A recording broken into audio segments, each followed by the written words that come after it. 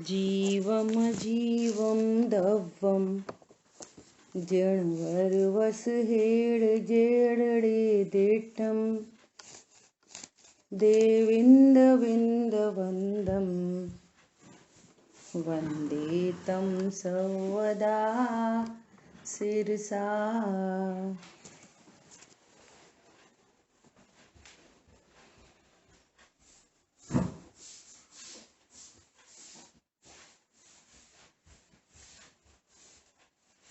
द्रव्य संग्रह जी ग्रंथ तीसरे अधिकार पर अपनी चर्चा चल रही है और इसमें मोक्ष मार्ग का स्वरूप कहा जा रहा है। और मोक्ष मार्ग के स्वरूप में भी मोक्ष मार्ग मतलब सुखी होने का मार्ग, निश्चिंता का मार्ग, निर्भयता का मार्ग, ये मोक्ष मार्ग है। तो यहाँ पर कह रहे हैं कि अब ये मोक्ष मार्ग भी 3 लक्षण वाला है, सम्यक दर्शन, सम्यक ज्ञान, सम्यक चारित्र। और ये अलग अलग नहीं, तीनों की एकता सो मोक्ष मार्ग है। अब इस मोक्ष मार्ग में भेद से चर्चा करते हुए सबसे पहले सम्यक दर्शन का लक्षण कहते हैं कि सम्यक दर्शन किसे कहना। तो सम्यक दर्शन, जो यथार्थ सम्यक दर्शन है, वो आत्म श्रद्धान को कहा जाता है। और आत्म श्रद्धान देव गुरु के श्रद्धान, सात तत्व के श्रद्धान, स्वपर के श्रद्धान पूर्वक ही होता है। तो फिर इसको व्यवहार से सम्यक दर्शन कहा जाता है। सम्यक दर्शन दो प्रकार का नहीं, सम्यक दर्शन तो एक ही प्रकार का है। सत्यार्थ निरूपण, निरूपण में 2 भेद बन जाते हैं। सत्यार्थ निरूपण, सही बात कहने की पद्धति सो निश्चय सम्यक दर्शन है। और उपचरित सो व्यवहार, तो इस प्रकार से वो व्यवहार सम्यक दर्शन है। ये अपन ने बहुत डिटेल में चर्चा की। और जो विषय यहाँ नहीं था वो भी ग्रहित और अग्रहित मिथ्यात्व की भी चर्चा अपन ने बहुत भली प्रकार से करने की कोशिश की। हम तो ऐसी आशा रखते हैं कि आपको स्वरूप स्पष्ट हुआ होगा। और यदि वो स्वरूप स्पष्ट नहीं हुआ तो आपके प्रश्न आमंत्रित हैं, परंतु अपनी एक ही कोशिश रहती है कि जो वस्तु स्वरूप है वो एकदम इजीएस्ट वे में अपने को एकदम क्रिस्टल क्लियर हो जाए। क्योंकि हम जिस स्थान पर खड़े हैं वर्तमान में, ये बहुत ही सुयोग्य अवसर है अनंत काल के लिए सुखी होने के लिए। एकदम सुयोग्य अवसर है। सो अवसर चूक जाना, ये तो फिर चिड़िया चुग गई खेत, अब पछताए क्या होता। पता नहीं कब चिड़िया खेत को चुग जाएगी, खबर ही नहीं लगेगी। इसलिए इस काम को कर लेना परम आवश्यक है। भाषा पूरी करने की होती है और स्वरूप समझने का है। सच्ची समझ का नाम धर्म है। सच्ची समझ से धर्म होता है, सच्ची समझ से शांति होती है। ये बहुत इंपॉर्टेंट बात है ना। उपदेश आएगा करने की भाषा में। चूंकि मेरा स्वरूप मात्र जानने का है, तो पूरी बात जानने से चलती है। ज्ञान, आत्मा मतलब ज्ञान, ज्ञान मतलब आत्मा। सो हमारे हाथ पैर आंख कान नाक मुंह चलना फिरना सब कुछ ज्ञान है। एवरीथिंग इज ज्ञान। और जहां ज्ञान है वहां श्रद्धान है, जहां श्रद्धान है वहां चारित्र है। आगे पीछे नहीं होते। होते हैं तो तीनों होते हैं और नहीं होते तो तीनों ही नहीं होते। क्या बोला? सम्यकपना यदि होता है तो तीनों में होता है और नहीं होता तो किसी में नहीं होता। इतनी बात अपनी स्पष्ट ही है। ठीक है। अभी देखो अपनी चर्चा कहाँ चल रही थी।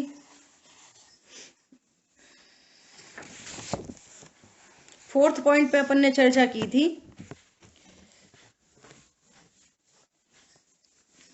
फोर्थ में भी लास्ट का जो सेकंड पॉइंट है, ये जो यहाँ पर 2 लिखा है, यदि इन 4 में से किसी 1, 2 या 3 की श्रद्धा हो और शेष की न हो, तो ये समझना चाहिए कि उसे एक की भी श्रद्धा नहीं।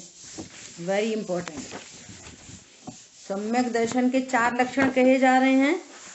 कोई बता सकता है सम्यक दर्शन के 4 लक्षण क्या हैं? अपनी कंटिन्यूअस 3-4 क्लासों से पिछले पूरे हफ्ते ये चर्चा चली है। बोलो 4 लक्षण क्या हैं?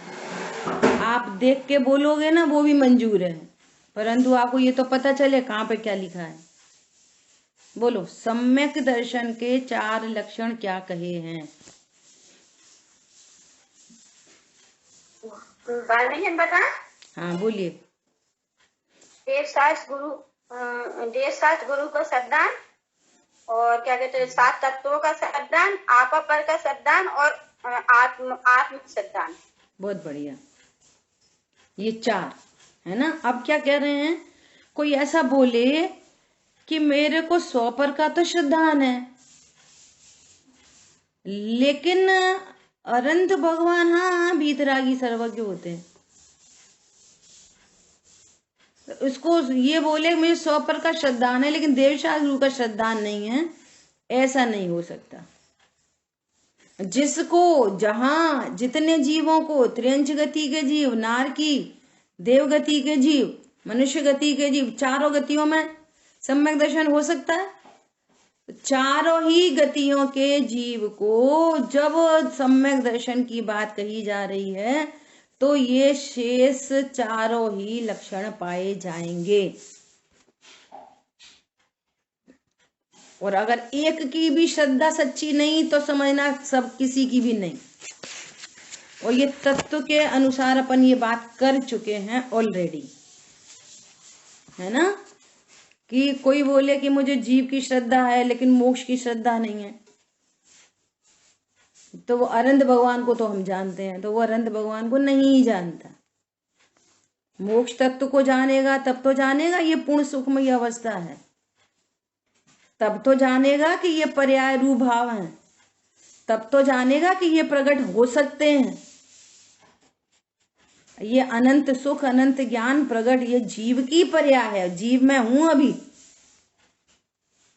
और मुझे भी इतनी पूर्ण शुद्ध पर्याय प्रकट हो सकती है ना। ये सारी इसमें पूरी विधि आ जाएगी। ठीक है, अब अपन चर्चा को आगे बढ़ाते हैं। 3rd पॉइंट, देव, गुरु और धर्म अथवा आप्त, आगम और गुरु की श्रद्धा, इन दोनों कथन में कोई अंतर नहीं है, एक ही है। आप्त किसे कहते हैं? देव को आप्त कहते हैं, है ना। और गुरु तो दोनों में लिखा है। और जो आगम है, आप्त के द्वारा कहा गया ये जो शास्त्र आदि हैं सो आगम है। और आगम में क्या बताया है? कि धर्म का स्वरूप बताया है। तो देव गुरु धर्म कहो, देवशास्त्र गुरु कहो, आप्त आगम गुरु कहो, ये एकार्थवाची है। ठीक है। निश्चय सम्यक दर्शन 4थे गुण स्थान से सिद्ध अवस्था तक सभी सम्यक दृष्टियों के होता ही है। निश्चय सम्यक दर्शन सभी जीवों को होता ही है। तभी क्या कह रहे हैं? श्री रत्नकरण शावकाचार्य के श्लोक 30, 33, 34, 35 और 36 अति महत्वपूर्ण है। ठीक है, अति महत्वपूर्ण है। तो फिर अपन इनका स्वाध्याय करेंगे कल। ठीक है। इसके श्लोकांश 30 में कहा है कि शुद्ध दृष्टि, निश्चय सम्यक दृष्टि, जीव भय, आशा, स्नेह तथा लोभ से कुदेव आदि को न तो प्रणाम करता है और न उनकी विनय करता है। देखो, अब देखो, अपने भीतरागी भगवान तो कुछ देते नहीं और अपन उनसे भी कुछ नहीं कह रहे, परंतु अब सब लोग कह रहे हैं हाथ जोड़ दो जोड़ दो, तो क्या फर्क पड़ता है? क्या फर्क पड़ता है? अब अपन वैसे ही चले गए, देखो अपन कोई मत सिर तो झुकाएंगे नहीं। अब वहां पे है ना वो दरवाजे खुल रहे हैं 10 साल बाद, तो अपन चलेंगे देखने, क्या फर्क पड़ता है उससे।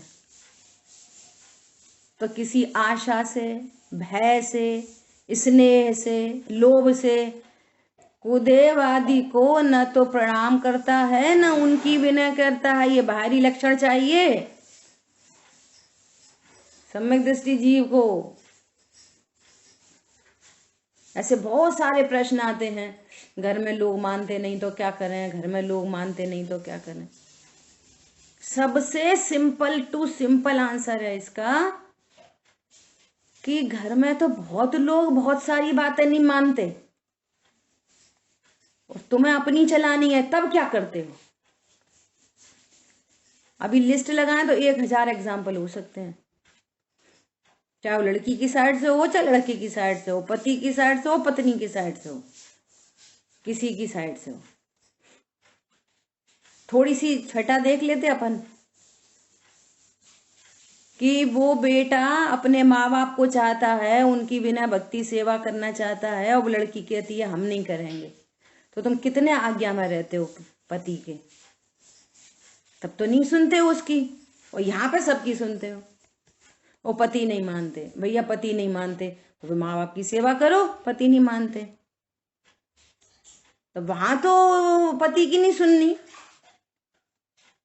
अब ऐसे ही इस साइड से करो कि भैया हमारी पत्नी नहीं मानती, तो पत्नी तो और बहुत सारी बातें नहीं मानती, तो वहां तो सब पत्नी की मानते हो। अरे हमारे माँ बाप नहीं मानते, हमारी जेठानी नहीं मानती। सुनो सुनो, कोई मानता है कि नहीं मानता, एक आपको बहुत बढ़िया बात बताएं कि गलत काम तो कभी करना नहीं, कभी नहीं करना, और दुनिया से डरना नहीं। ये फंडा है एक बहुत बढ़िया। उपत के कोई काम करना नहीं और फिर दुनिया से डरना नहीं।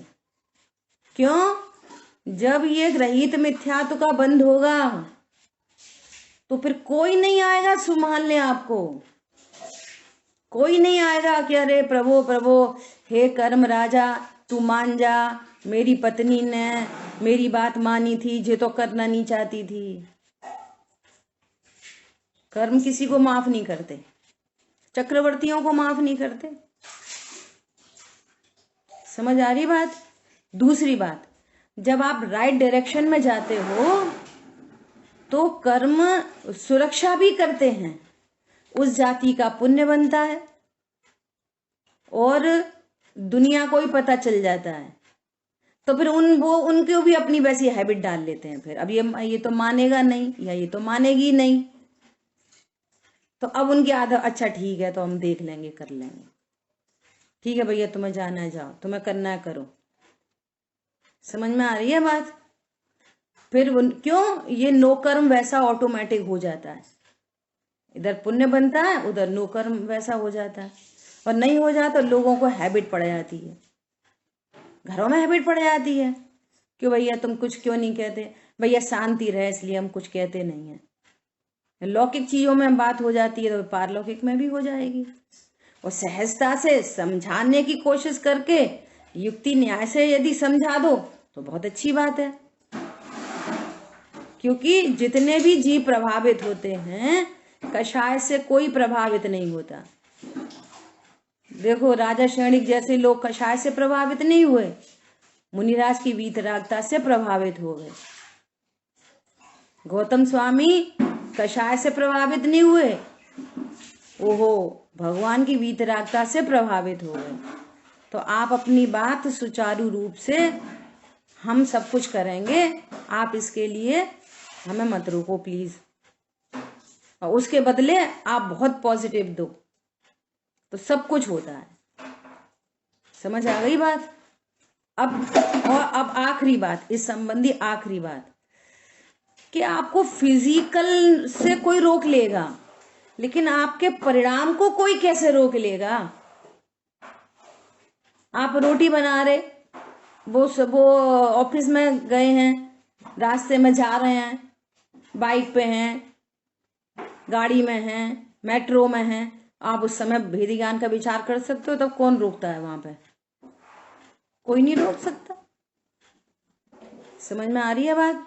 और ये एकदम एकांत रूप से वेरी वेरी पर्सनल अपना मामला है, अपने हित की बात है ये। इसलिए अपने हित में सदा सावधान रहना चाहिए। इसके उसके बहाने करके कषायों का पोषण करने से एकांत रूप से आपका ही घाटा है। ठीक है, देखो आगे श्लोकांश 33 में कहा है कि निर्मोही, देखो सम्यक दृष्टि को क्या कहा है? निर्मोही। निर्मोही अर्थात जो अपने को संयोग शरीर कर्म कषाय रूप अनुभवन नहीं करता। निर्मोही अर्थात मोह किसे कहते हैं? मैं शरीर वाला हूं, मैं संयोग वाला हूं, मैं कर्म वाला हूं, मैं कषाय वाला हूं, इसको मोही कहते हैं। और जिसने ऐसा जान लिया कि मैं ज्ञान स्वरूप ही भगवान आत्मा हूं, वो निर्मोही हो गया। पॉइंट समझ में आया? मोह मतलब मैं संयोग शरीर कर्म कषाय वाला हूं, ये मोह है, ये मिथ्यात्व है ज्ञान और कह रहा है मैं शरीर हूं, है ज्ञान कह रहा है मैं कषाय का करता हूं, है ज्ञान करता है मैं समझता है कि मुझे कर्म बनते हैं, तो ये है मोही। और सम्यक दृष्टि क्या हो गया? निर्मोही परमाणु मात्र मेरा नहीं, मैं एक दर्शन ज्ञान में नित्य शुद्ध हूं, रूपी नहीं, ये अन्य सब परद्रव्य किंचित मात्र भी मेरे नहीं। निर्मोही क्या बोले? निर्मोही सम्यक दृष्टि गृहस्थ। हम तो भैया गृहस्थी में फंसे, क्या करें? देखो गृहस्थ की बात कर रहे हैं, गृहस्थ निर्मोही सम्यक दृष्टि मोक्ष मार्ग में स्थित है, किंतु मोही मिथ्या दृष्टि मुनि भी मोक्ष मार्ग में स्थित नहीं है। देखो रिटेन में कितनी गजब की बात है। और आज से 2000 वर्ष पूर्व समंतभद्र आचार्य देव का ये ग्रंथ रत्नकरंड श्रावकाचार, श्रावकों का आचरण कैसा होना चाहिए, वहां ये वाली बात लिखी है, ये आज की बात नहीं है। क्या बोल रहे हैं? मोही मुनि मोक्ष मार्ग में स्थित नहीं है, 28 मूल गुणों का निरतिचार पालन हो रहा हो, और वो ज्ञान ऐसा जानता है कि मैं 28 मूल गुणों का पालन करता हूं, मैं मुनि हूं, देखो मेरे 28 मूल गुण, कोई अतिचार नहीं लगता, 4 दिन हो गए मैं निर्जला, मेरा व्रत है, उपवास है, देखो मेरे शिष्य 500 शिष्य हैं मेरे। क्या बोल रहे हैं? मोही मुनि मोक्ष मार्ग में स्थित नहीं है। इसलिए मिथ्या दृष्टि मुनि से सम्यक दृष्टि गृहस्थ श्रेष्ठ है। ये रत्नकरण श्रावकाचार्य जी के शब्द हैं, ये जो यहाँ पर कोट किए जा रहे हैं। अपन कल उसी ग्रंथ को खोलेंगे और आपसे आशा करते हैं कि पहले से पढ़ के आना, तो आपको और बहुत अच्छा लगेगा, और सब लोग सामने खोलना, और जिनके पास ग्रंथ नहीं है उनको PDF भेज दी जाएगी। ठीक है? मोक्ष मार्ग अर्थात निश्चय सम्यक दर्शन ज्ञान चारित्र की एकता। बाहर में कदाचित किसी जीव को कहीं विषयों में दिखाई दे, कषायों में दिखाई दे, परंतु वो अप्रत्याख्यान आदि कषायों का कार्य है, वो अनंत संसार का हेतु नहीं है। आज सुबह चर्चा आई है समाचार जी में कि वो उसकी अन्य वशता है, अन्य वश होते हुए वो उनमें दिखाई दे रहा है, लेकिन अंतरंग में तो निश्चय सम्यक दर्शन ज्ञान चारित्र का धारी है। बोलो, सुबह एग्जाम्पल आया था राजा श्रेणिक का। राजा श्रेणिक गए कहाँ? इधर तीर्थंकर परमात्मा की दिव्य धनी खिर रही है, और पहली बार खिर रही थी, है ना, और 6 खंड को जीतने जाना पड़ा। राग का राग नहीं, द्वेष का द्वेष नहीं, अपने को भगवान आत्मा जानने वाले जीव निश्चय रत्नत्र के धारी मोक्ष मार्गी हैं, और अल्प काल में वे उनको भी अणुव्रत महाव्रत बाहर में आ जाएंगे, लेकिन अणुव्रत महाव्रत तब भी मोक्ष मार्ग नहीं होंगे। क्या बोला? अल्प काल में उनको भी अणुव्रत महाव्रत आ जाएंगे, स्वभाव के आश्रय होगा, अविरति वाली कषाय मिटेगी, अणुव्रत आ जाएंगे। क्या पूछना चाह रहे, किसका प्रश्न है भरत जी? मैंने कुछ, या हो सकता है कुछ गलत बोला क्या? राजा सेठ बोला था आपने, भरत जी है वो। हाँ, मुझे ऐसे ही ख्याल में आ गई थी बात। अच्छा है, बढ़िया, ऐसी करेक्शन करा देना चाहिए, हो जाती है फ्लो में, है ना। जब आपने लिख के भेजा तभी मुझे ऐसा उसी टाइम ऐसा कनेक्ट हुआ कि शायद मैंने राजा शेणिक बोला। Okay, thank you. तो क्या बोल रहे हैं कि जहां अंतरंग में निश्चय रत्नत्र हैं, सम्यक दर्शन ज्ञान चारित्र की एकता है, वहां मोक्ष मार्ग है, और इस स्वभाव के आश्रय से अल्पकाल में वो अविरतिपना भी मिटेगा, दूसरी कषाय मिट जाएगी जो व्रति होने से रोक रही है, अप्रत्याख्यान व्रति होने से रोक रही है, तो अप्रत्याख्यान मिट जाएगी स्वभाव के आश्रय से, अणुव्रत आ जाएंगे। वो महाव्रत को रोक रही है, वो स्वभाव के आश्रय से मिटेगी, महाव्रत आ जाएंगे। परंतु अणुव्रत महाव्रत मोक्ष मार्ग नहीं होते। कितनी गजब की बात है ये। नग्न दिगंबर काया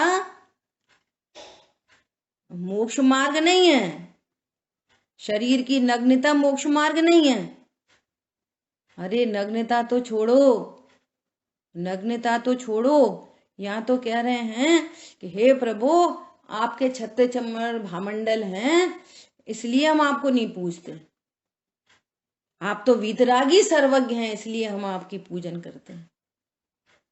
ऐसे ही मुनिराज को तीन कषाय चौकड़ी के अभाव की जो वीतरागता है, मोक्ष मार्ग है, निश्चय सम्यक दर्शन ज्ञान चारित्र की एकता है, इसको हम पूजते हैं। ऐसी शुद्धात्मा जो प्रचुर वीतरागता के धारी हैं, रत्नत्रय के धारी हैं, वे हम मुनिराज हैं। ऐसा जीव को जीव पने देखो। बोलो अजय भैया, क्या पूछ रहे हैं? जैसे मोई मुनिराज इसमें कहा है, तो मोई मुनिराज के अष्टमूल गुण जो है अचारित्र कहलाएंगे या मिथ्या चारित्र? अचारित्र, अचारित्र किसे कहलाएंगे? अचारित्र तो उसको कहते हैं कि जिनको सम्यक दर्शन प्रकट हो गया, और सम्यक दर्शन प्रकट होने के बाद जो शुभ भाव हैं वो तो व्यवहार चारित्र है, और जो अशुभ परिणाम है वो अचारित्र है।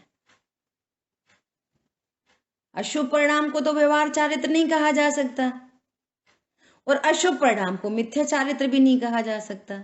और अपन ने स्टार्टिंग वहां से की थी कि जिसको होंगे सम्यक दर्शन तो वे तीनों सम्यक होंगे, सम्यक दर्शन, सम्यक ज्ञान, सम्यक चारित्र। और जिसको मिथ्या होंगे तो तीनों होंगे, मिथ्या दर्शन, मिथ्या ज्ञान, मिथ्या चारित्र।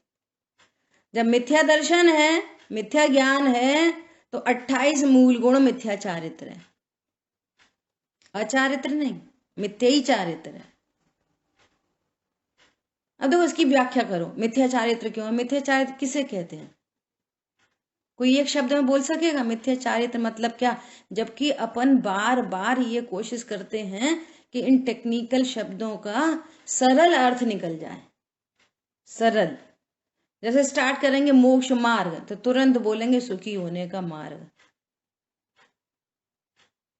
बोलो मिथ्या चारित्र, एक वर्ड में बोलो। विपरीत मान, हर वस्तु में सुख दुख मानना। देखो ये है ना बहुत कष्टदायी बात है भाई साहब। देखो 2-3 लोगों की आवाज आई मुझे, मानना मानना मानना। मानना तो श्रद्धा की पर्याय का काम है भाई साहब, जानना ज्ञान की पर्याय का कार्य है। चारित्र की परिणति मिथ्या चारित्र। अब एक आवाज आई थी कि वीतरागता न होना, तो ये नास्ति से कथन आ गया, अस्थि चाहिए। मिथ्या चारित्र मतलब आकुलता, एकदम सिंपलेस्ट वन। और ऐसा नहीं है आपको आती नहीं है, पता है, पर उस समय हम क्या बोले ये गड़बड़ हो जाती है। मिथ्या रोज नहीं बोलते, अज्ञान, मोह और आकुलता। मिथ्या चारित्र क्या है? आकुलता। इतनी सरल। इसमें शुभोपयोग नहीं होगा? चारित्र गुण की विकारी पर्याय है शुभोपयोग। शुभोपयोग क्या है? आकुलता। शुभोपयोग क्या है? शुभ परिणाम है। उपयोग तो ज्ञान की तरफ से कहते हैं। चारित्र क्या है? शुभ परिणाम, शुभ परिणाम, अशुभ परिणाम। तो शुभ परिणाम कम आकुलता और अशुभ परिणाम ज्यादा आकुलता है, तो आकुलता। बोलो बोलो। अशुभ परिणाम तीव्र दुख, शुभ परिणाम मंद दुख। उसमें तीव्र आकुलता है, इसमें मंद आकुलता, उसमें तीव्र बंध, इसमें मंद बंध।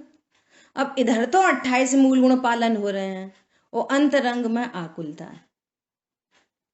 अब जिसको आकुलता है वो मुनि नहीं हो सकता।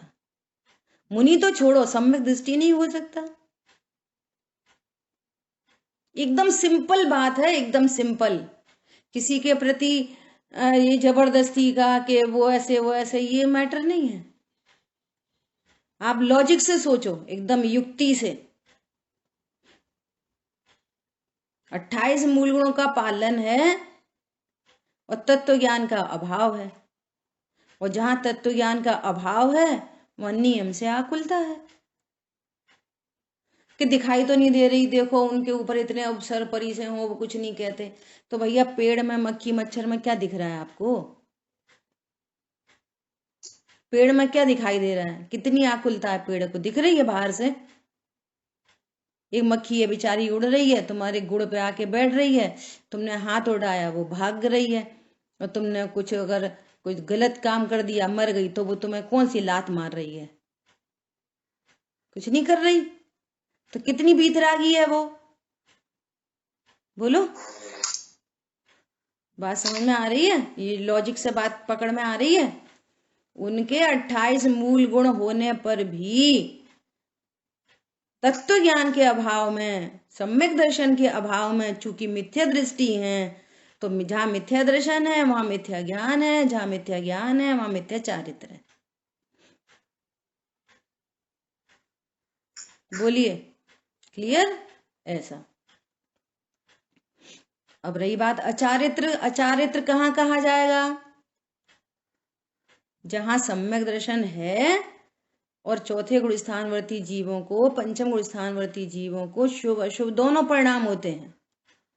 अब विषय भोग है तो अशुभ परिणाम है। अब अशुभ परिणाम को तो व्यवहार चारित्र नहीं कहा जाएगा और मिथ्या चारित्र भी नहीं कहा जाएगा। क्यों? क्योंकि मिथ्या दर्शन नहीं है।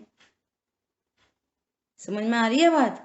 और शुभ परिणाम पे तो उपचार आ जाएगा व्यवहार चारित्र का। अशुभ परिणाम का क्या बनेगा? उनके अशुभ परिणाम को मिथ्या चारित्र कह सकते कि नहीं कह सकते? आप बताओ, लॉजिक से बताओ एकदम, बोलो। मिथ्या नहीं कह सकते। मिथ्याचारित कहोगे तो मिथ्या दृष्टि मानना पड़ेगा, मिथ्या दर्शन मिथ्या ज्ञान दोनों मानने पड़ेंगे, सम्यक दृष्टि नहीं मान सकते। गजब की बात है। यहाँ तो दूध का दूध पानी का पानी है। 2 + 2 = 4। जो बोलेगा 2 + 2 = 4 उसको 100 में से 100 नंबर। और जो 2 + इसमें चारित्र तो सम्यक नहीं हुआ ना अभी। किसको? चतुर्थ किसको? हाँ नहीं हुआ ना, ये मोही मुनिराज को। हाँ नहीं हुआ ना, बोल तो रहे हैं। मिथ्या चारित्र नहीं बोलेंगे फिर से, तो मिथ्या चारित्र नहीं बोलेंगे से? बोलेंगे ना, मिथ्या चारित्र ही बोलेंगे, यही तो बात चल रही है।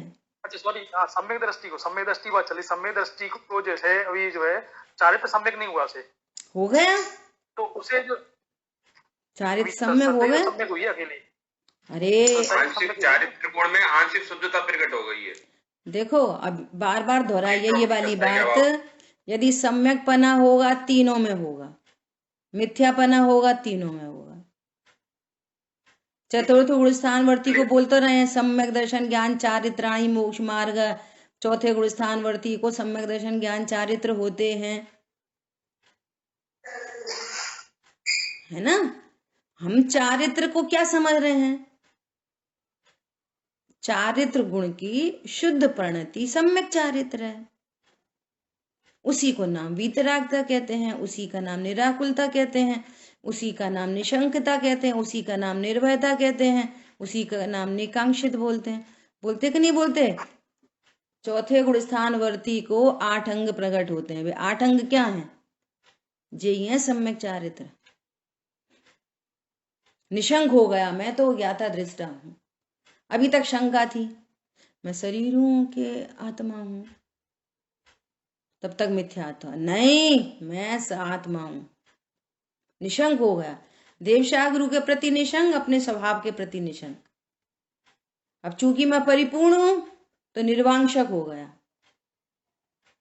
अब कोई मूर्ता नहीं रही कि धन सुख का कारण है, पत्नी बच्चे सुख का कारण है, दवाई सुख का कारण है, वैक्सीनेशन सुख का कारण है। अब कोई मूर्ता नहीं, अमूर्ता प्रकट हो गई। अरे गजब के हैं ये 8 अंग की चर्चा भी करेंगे, कभी मौका लगेगा, इधर आएगा तो इधर ही करेंगे। उपगुहन अंग, जरा सी कोई बात पता चली, उनकी उनसे बढ़ा दी, उनकी उनसे बढ़ा दी। हम तो बहुत बड़े स्वाध्यायी हैं। ये अंग प्रकट होते हैं पहले, तब सम्यक्त का पात्र बनता है। इसकी उसकी बस फालतू की बातों में टाइम पास। पहले उपगुहन अंग प्रकट होता है, फिर स्थितिकरण होता है पहले गुण स्थान में, फिर वो चौथे गुण स्थान में कन्वर्ट होता है, फिर उसको व्यवहार नाम मिलता है पूरी तरह से। समझ आ रही बात? उपगुहन अंग होता है, स्थितिकरण अंग होता है, प्रभावना अंग होता है, और एक रह गया कौन सा? निर्विचिकित्सा अंग। किसी को देख के ग्लानि नहीं करते है, ये तो ऐसे ही है भैया, सब जीव राजा हैं। क्लियर है सबको? चौथे गुण स्थान में सम्यक चारित्र होता है। हमें क्यों समझ में नहीं आ रही चारित्र? कि हमारी आदत पड़ी है चारित्र के नाम से शरीर की किसी क्रिया को देखना, शुभ दिखती नहीं है। तो इनमें क्या चारित्र? भैया आत्मा है, आत्मा के गुण हैं और आत्मा की शुद्ध पर्याय है।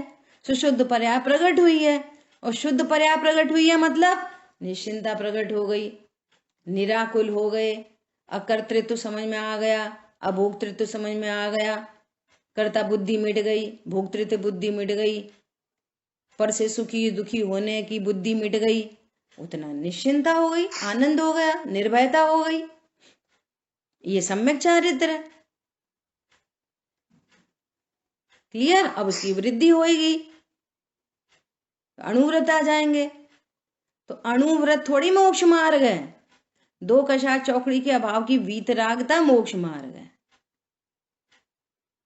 3 कषाय चौकड़ी के अभाव की वीतरागता मोक्ष मार्ग है, सम्यक दर्शन ज्ञान सहित।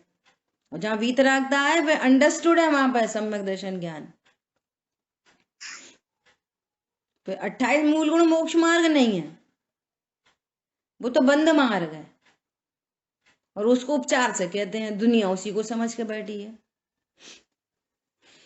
जैसे हिंसा बोला जाए, हिंसा, तो हिंसा के नाम पर किसी पर का मरण दिखाई देता है, ये सेट हो गई है, इसलिए इसको अग्रहित मिथ्यात्व कहते हैं।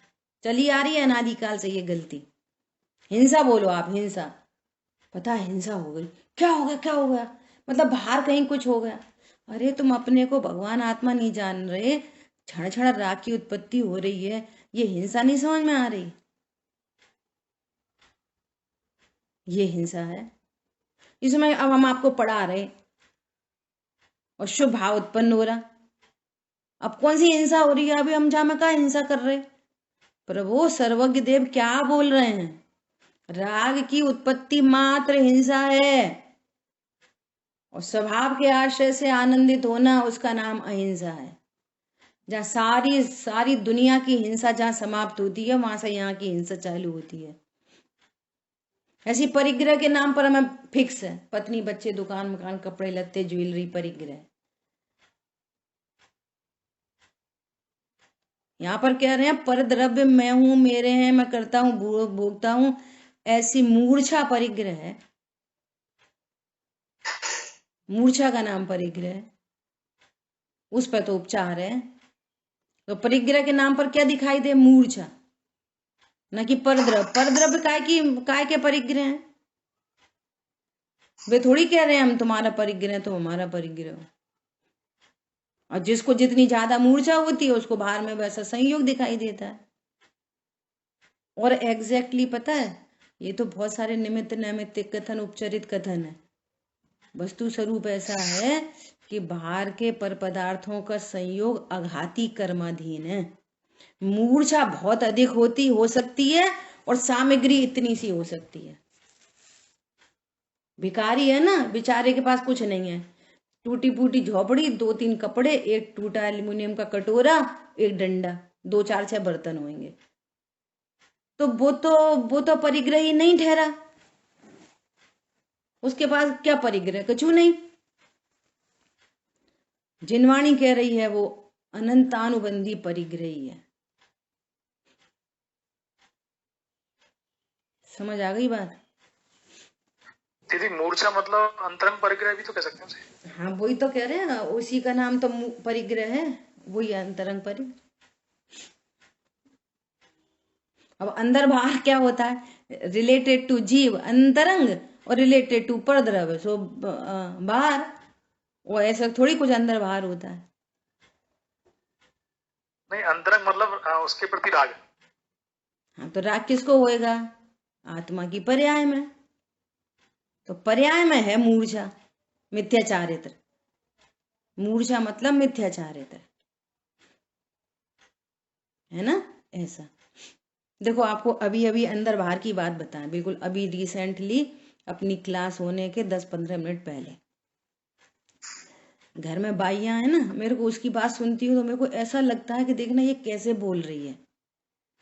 वो कुछ अपनी घर की प्रॉब्लम बता रही तो क्या बोल रही, देखो भाभी कोई घंटी बजावे से तो भगवान खुश नहीं हो जाते, तो ना बाहर को तो तुमने नहा धो लो, चंदन मंदन लगा लो, घंटी बजा ली, तो क्या भगवान खुश हो जाएंगे?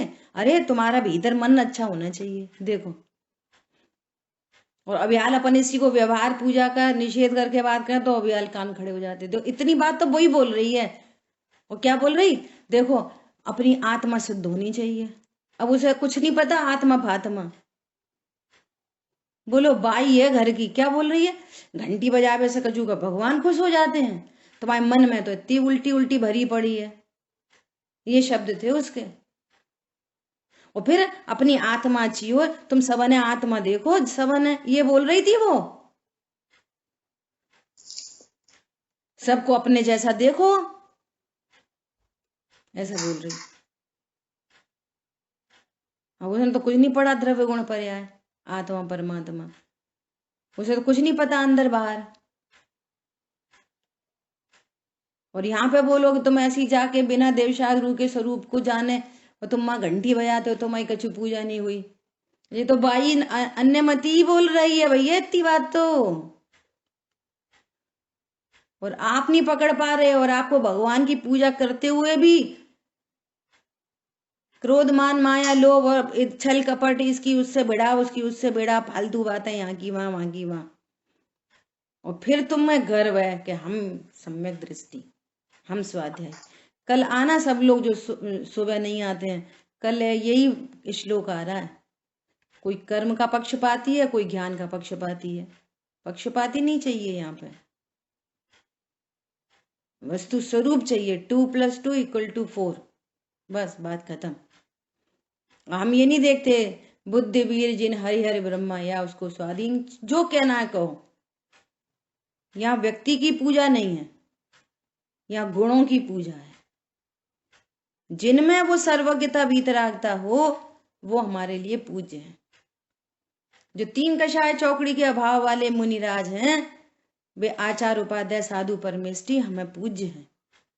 दो कषाय चौकड़ी के अभाव वाले श्रावक साधर्मी हमारे दया दान के योग्य हैं। चतुर्थ गुण स्थान वर्ती जिसने अपने को भगवान आत्मा जाना है वो निर्मोही सम्यक दृष्टि गृहस्थ मोही मुनि से कहीं श्रेष्ठ है। बोलो, क्लियर है उसमें क्या है?